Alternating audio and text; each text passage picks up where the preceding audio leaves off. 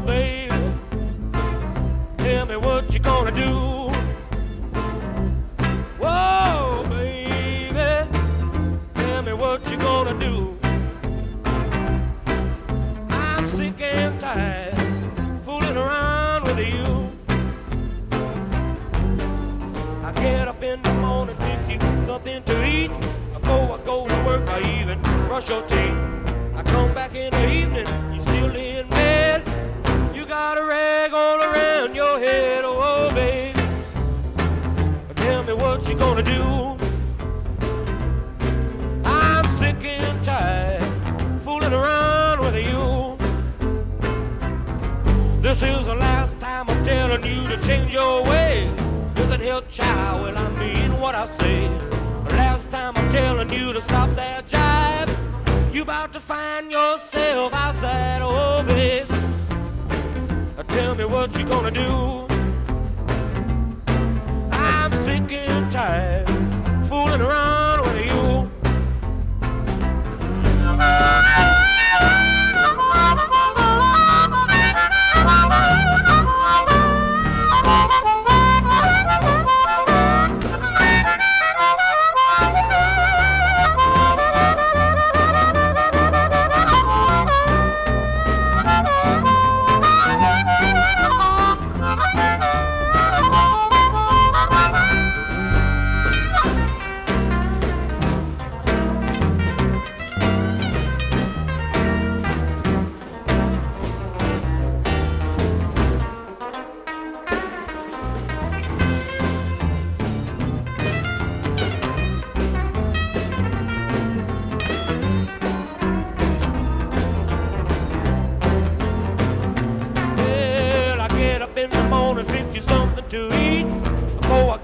I even brush my teeth. Come back in the evening, you still in bed.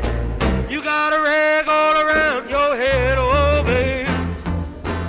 Tell me what you gonna do. I'm sick and tired fooling around with you. This is the last time I'm telling you to change your ways. Listen here, child, well I mean what I say. Last time I'm telling you to cut that jive. You about to find yourself outside, oh baby. Tell me what you gonna do. I'm sick and tired fooling around with you.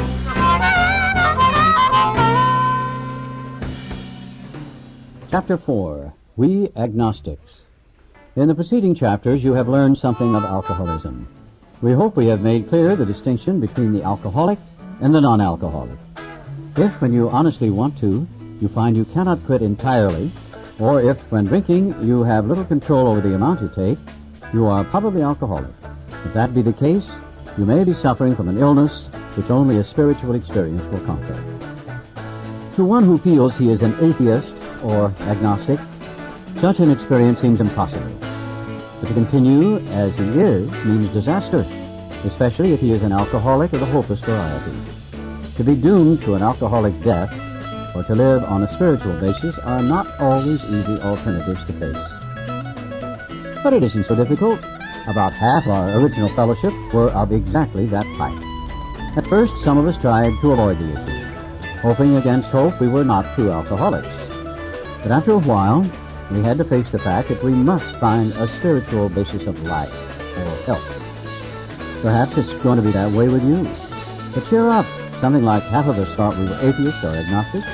Our experience shows that you need not be disconcerted. If a mere code of morals or a better philosophy of life were sufficient to overcome alcoholism, many of us would have recovered long ago. But we found that such codes and philosophies did not save us, no matter how much we tried.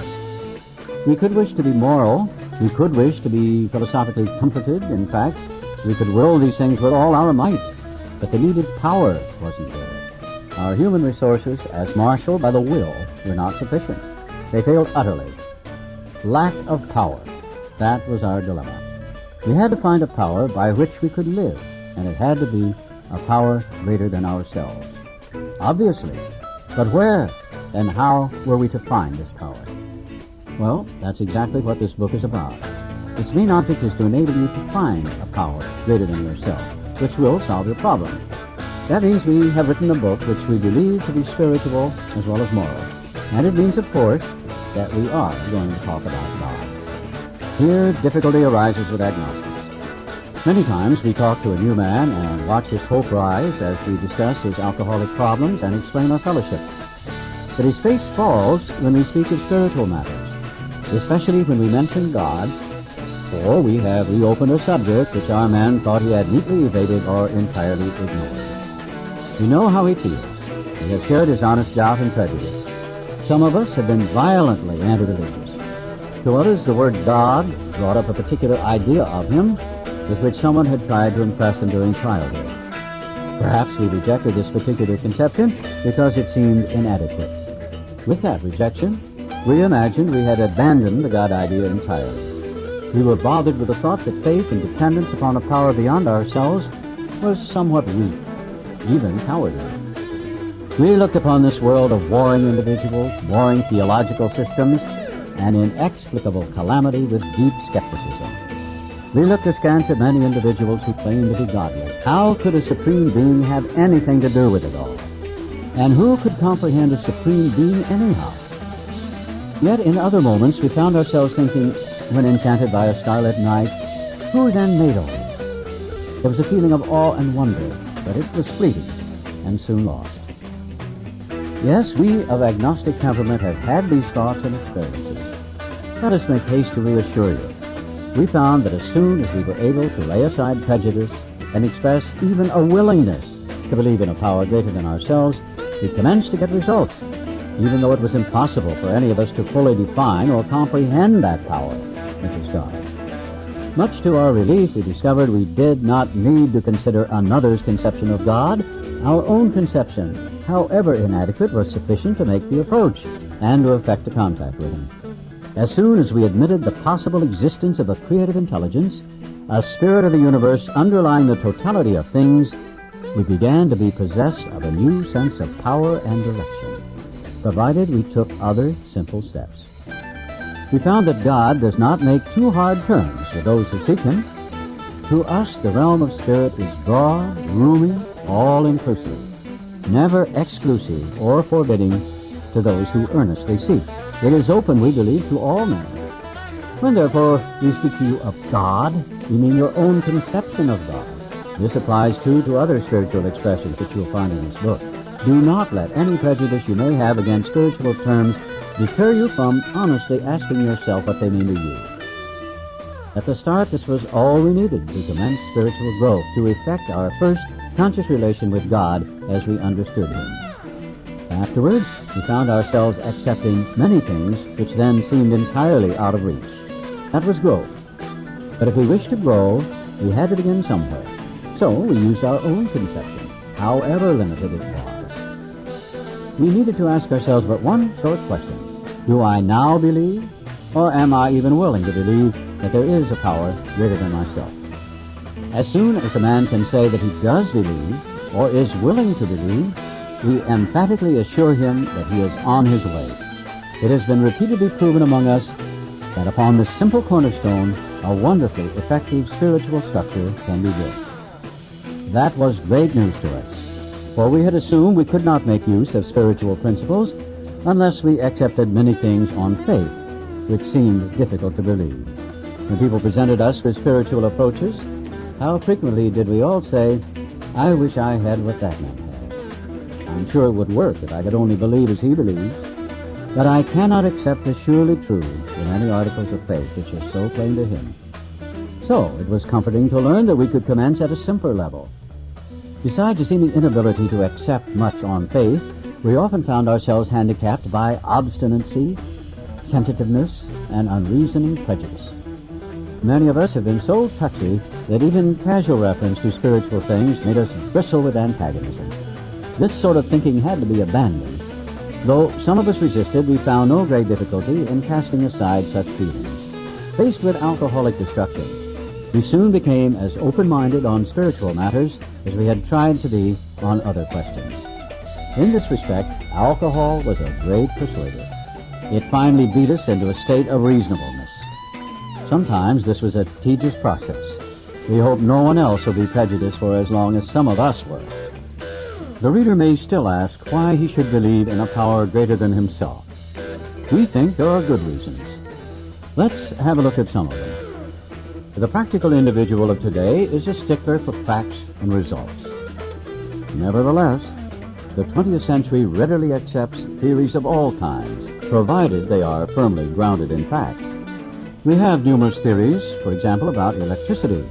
Everybody believes them without a murmur of doubt. Why this ready acceptance? Simply because it is impossible to explain what we see, feel, direct, and use without a reasonable assumption as a starting point. Everybody nowadays believes in scores of assumptions for which there is good evidence, but no perfect visual proof. And does not science demonstrate that visual proof is the weakest proof? It is being constantly revealed as mankind studies the material world that outward appearances are not inward reality at all. To illustrate, the prosaic steel girder is a mass of electrons whirling around each other at incredible speed. These tiny bodies are governed by precise laws, and these laws hold true throughout the material world. Science tells us so. We have no reason to doubt it. When, however, the perfectly logical assumption is suggested that underneath the material world and life as we see it, there is an all-powerful, guiding, creative intelligence, right there, our perverse streak comes to the surface, and we laboriously set out to convince ourselves it isn't so. We read wordy books and indulge in windy arguments, thinking we believe this universe needs no God to explain it. Were our contentions true, it would follow that life originated out of nothing, means nothing, and proceeds nowhere. Instead of regarding ourselves as intelligent agents, spearheads of God's ever-advancing creation, we agnostics and atheists chose to believe that our human intelligence was the last word, the Alpha and the Omega, the beginning and end of all. Rather vain of us, wasn't it? We who have traveled this dubious path beg you to lay aside prejudice, even against organized religion. We have learned that whatever the human frailties of various faiths may be, those faiths have given purpose and direction to millions. People of faith have a logical idea of what life is all about. Actually, we used to have no reasonable conception whatever. We used to amuse ourselves by cynically dissecting spiritual beliefs and practices when we might have observed that many spiritually minded persons of all races, colors, and creeds were demonstrating a degree of stability, happiness, and usefulness which we should have sought ourselves. Instead, we looked at the human defects of these people and sometimes used their shortcomings as a basis of wholesale condemnation. We talked of intolerance while we were intolerant ourselves. We missed the reality and the beauty of the forest because we were diverted by the ugliness of some of its trees. We never gave the spiritual side of life a fair hearing. In our personal stories, you will find a wide variation in the way each teller approaches and conceives of the power which is greater than himself. Whether we agree with a particular approach or conception seems to make little difference. The experience has taught us that these are matters about which, for our purpose, we need not be worried. They are questions for each individual to settle for himself. On one proposition, however, these men and women are strikingly agreed. Every one of them has gained access to and believes in a power greater than himself. This power has, in each case, accomplished the miraculous, the humanly impossible. As the celebrated American statesman put it, let's look at the record. Here are thousands of men and women, worldly indeed. They flatly declare that since they have come to believe in a power greater than themselves, to take a certain attitude toward that power, and to do certain simple things, there has been a revolutionary change in their way of living and thinking. In the face of collapse and despair, in the face of the total failure of their human resources, they found that a new power, peace, happiness, and sense of direction flowed into them. This happened soon after they wholeheartedly met a few simple requirements. Once confused and baffled by the seeming futility of existence, they show the underlying reasons why they were making heavy going of life. Leaving aside the drink question, they tell why living was so unsatisfactory. They show how the change came over them. When many hundreds of people are able to say, that the consciousness of the presence of God is today the most important fact of their lives, they present a powerful reason why one should have faith. This world of ours has made more material progress in the last century than in all the millenniums which went before. Almost everyone knows the reason. Students of ancient history tell us that the intellect of men in those days was equal to the best of today. Yet, in ancient times, material progress was painfully slow. The spirit of modern scientific inquiry, research, and invention was almost unknown. In the realm of the material, men's minds were fettered by superstition, tradition, and all sorts of fixed ideas. Some of the contemporaries of Columbus thought a round earth preposterous. Others came near putting Galileo to death for his astronomical heresies. We ask ourselves this: are not some of us just as biased and unreasonable about the realm of the spirit as were the ancients about the realm of the material? Even in the present century, American newspapers were afraid to print an account of the Wright brothers' first successful flight at Kitty Hawk. Had not all efforts at flight failed before? Did not Professor Langley's flying machine go to the bottom of the Potomac River? Was it not true that the best mathematical minds had proved man could never fly? Had not people said God had reserved this privilege to the birds? Only 30 years later, the conquest of the air was almost an old story, and airplane travel was in full swing. But in most fields, our generation has witnessed complete liberation of our thinking. Show any longshoreman a Sunday supplement describing a proposal to explore the moon by means of a rocket, and he will say, "I bet they do it. Maybe not so long either." Is not our age characterized by the ease with which we discard old ideas for new? By the complete readiness with which we throw away the theory or gadget which does not work for something new which does? We had to ask ourselves why we shouldn't apply to our human problems the same readiness to change our point of view. We were having trouble with personal relationships. We couldn't control our emotional natures. We were a prey to misery and depression. We couldn't make a living. We had a feeling of uselessness. We were full of fear. We were unhappy. We couldn't seem to be a real help to other people. Was not a basic solution of these bedevilments more important than whether we should see newsreels of lunar flight? Of course it was. When we saw others solve their problems by a simple reliance upon the spirit of the universe, we had to stop doubting the power of God. Our ideas did not work, but the God idea did. The Wright brothers' almost childish faith that they could build a machine which would fly was the mainspring of their accomplishment. Without that, nothing could have happened. We agnostics and atheists were sticking to the idea that self-sufficiency would solve our problems. When others showed us that God's sufficiency worked with them, we began to feel like those who had insisted the Wrights would never fly. Logic is great stuff. We liked it. We still like it. It is not by chance we were given the power to reason, to examine the evidence of our senses, and to draw conclusions. That is one of man's magnificent attributes. We, agnostically inclined, would not feel satisfied with a proposal which does not lend itself to reasonable approach and interpretation. Hence, we are at pains to tell why we think our present faith is reasonable, why we think it more sane and logical to believe than not to believe, why we say our former thinking was soft and mushy when we threw up our hands in doubt and said, "We don't know."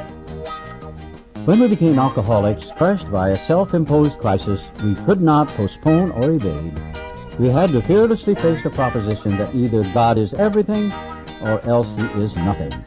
God either is or he isn't. What was our choice to be? Arrived at this point, we were squarely confronted with the question of faith. We couldn't duck the issue. Some of us had already walked far over the bridge of reason toward the desired shore of faith. The outlines and the promise of the new land had brought luster to tired eyes and fresh courage to flagging spirits. Friendly hands had stretched out in welcome. We were grateful that reason had brought us so far, but somehow we couldn't quite step ashore.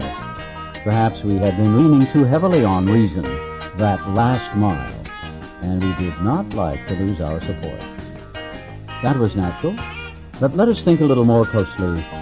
Without knowing it, had we not been brought to where we stood by a certain kind of faith? For did we not believe in our own reasoning? Did we not have confidence in our ability to think? What was that sort of faith? Yes, we had been faithful, abjectly faithful to the God of reason. So, in one way or another, we discovered that faith had been involved all the time. We found, too, that we had been worshipers. What a state of mental gooseflesh that used to bring on. Had we not variously worshipped people, sentiment, things, money, and ourselves? And then, with a better motive, had we not worshipfully beheld a sunset, the sea, or a flower? Who of us had not loved something or somebody? How much did these feelings, these loves, these worships have to do with pure reason? Little or nothing, we saw at last. Were not these things the tissue out of which our lives were constructed? Did not these feelings, after all, determine the course of our existence? It was impossible to say we had no capacity for faith or love or worship. In one form or another, we had been living by faith and little else.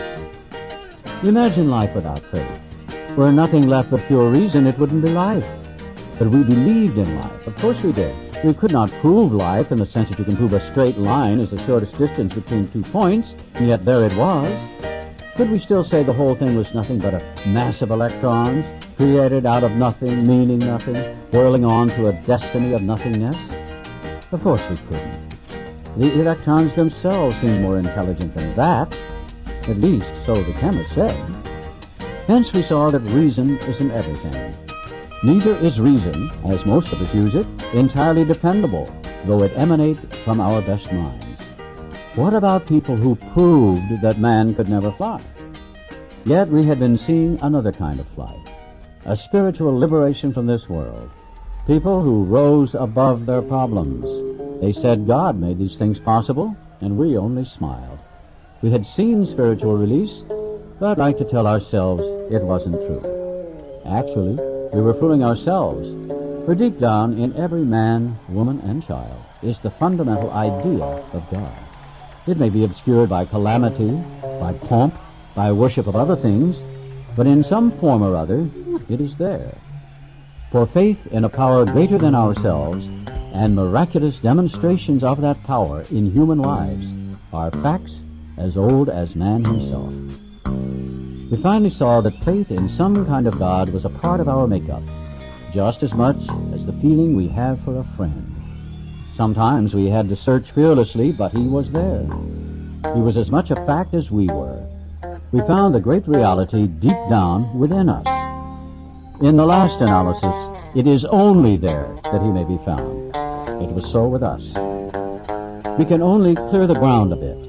If our testimony helps sweep away prejudice, enables you to think honestly, encourages you to search diligently within yourself, then, if you wish, you can join us on the broad highway. With this attitude, you cannot fail. The consciousness of your belief is sure to come to you. In this book, you will read the experience of a man who thought he was an atheist. His story is so interesting that some of it should be told now. His change of heart was dramatic, convincing, and moving. Our friend was a minister's son. He attended church school, where he became rebellious at what he thought an overdose of religious education. For years thereafter, he was dogged by trouble and frustration. Business failure, insanity, fatal illness, suicide. These calamities in his immediate family embittered and depressed him. Post-war disillusionment, ever more serious alcoholism, impending mental and physical collapse brought him to the point of self-destruction. One night, when confined in a hospital, he was approached by an alcoholic who had known a spiritual experience. Our friend's gorge rose as he bitterly cried out, "If there is a God, he certainly hasn't done anything for me." But later, alone in his room, he asked himself this question: is it possible that all the religious people I have known are wrong? While pondering the answer, he felt as though he lived in hell. Then, like a thunderbolt, a great thought came. It crowded out all else. Who are you to say there is no God? This man recounts that he tumbled out of bed to his knees. In a few seconds, he was overwhelmed by a conviction of the presence of God. It poured over and through him with the certainty and majesty of a great tide at flood. The barriers he had built through the years were swept away. He stood in the presence of infinite power and love. He had stepped from bridge to shore. For the first time, he lived in conscious companionship with his Creator. Thus was our friend's cornerstone fixed in place. No later vicissitude has shaken it. His alcoholic problem was taken away. That very night, years ago, it disappeared. Save for a few brief moments of temptation, the thought of drink has never returned. And at such times a great revulsion has risen up in him. Seemingly he could not drink even if he would. God had restored his sanity. What is this but a miracle of healing? Yet its elements are simple. Circumstances made him willing to believe. He humbly offered himself to his Maker. Then he knew. Even so has God restored us all to our right minds. To this man, the revelation was sudden. Some of us go into it more slowly. But he has come to all who have honestly sought him. When we drew near to him, he disclosed himself to us. Right off Kelly, dive across the borderline. Rode 55 girls, I kiss them all at the same time.